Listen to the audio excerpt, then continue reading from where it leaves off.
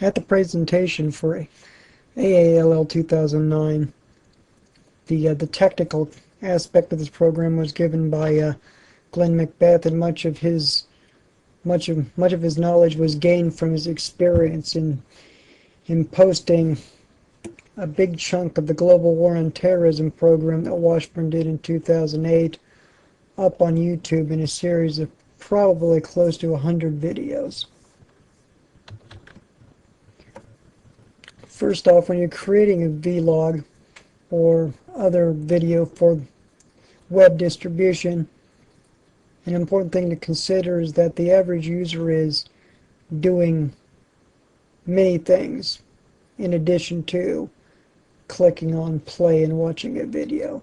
As you can see here on this screenshot, Glenn Macbeth at the time was chatting with someone, watching a video. He has a PowerPoint presentation running in the background, etc. So, having this consideration in mind, it leads us to shooting for YouTube. So how do you go about shooting your video for YouTube optimization?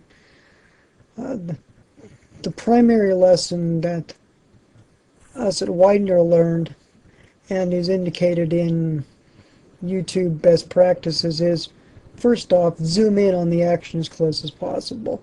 If you're zooming in on the person talking or on the object being featured, that's probably the best way to go about shooting small-sized videos. They call it shooting for the small screen. Number two, keep the camera as stationary as possible. Now, in the Widener effort, we're using a video camera and we're walking along doing a library tour, so it's not as if it was on a tripod or anything, but just take personal effort to keep the camera as steady as possible. And then number three, remember that regardless of how slick your video is, the most important thing about the vlog video you're shooting is the content. So make sure that the content is sound. People are much more impressed with good content rather than slick video production. Now, when it comes for editing the video for YouTube, a few things here on the screen that you can see to keep in mind.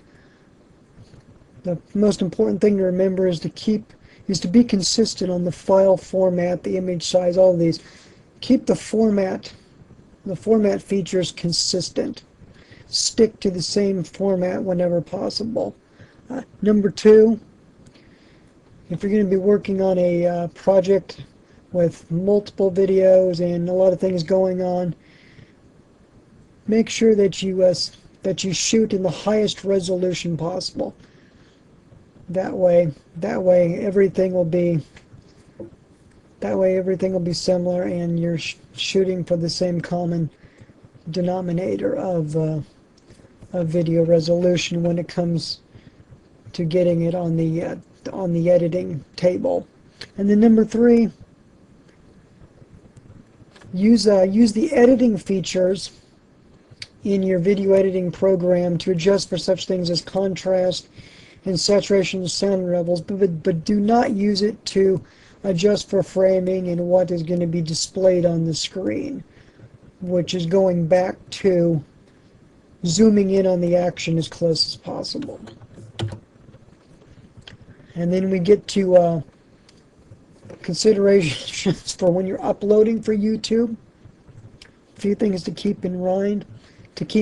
Is that YouTube limits your video to no longer than 10 minutes or 1 gigabyte of space.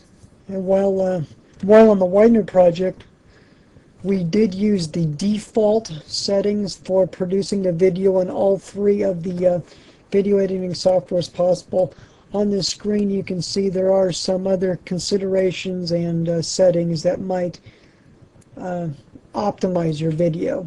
So if you want to get a little more technical, follow some of these suggestions that you do see on the screen in terms of the video format and the audio format and aspect ratios and the like.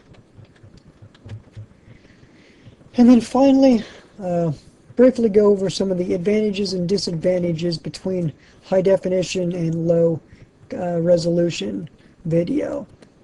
Bottom line, high definition video, it's going to be slick, it's prettier, and it's going to show details much better.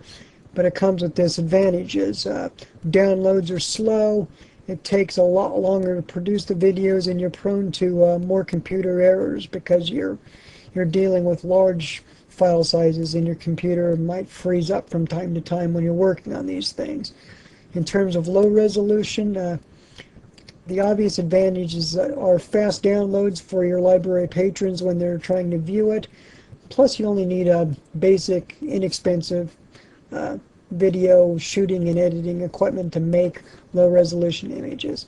And of course, the disadvantages are primarily the picture quality is relatively low.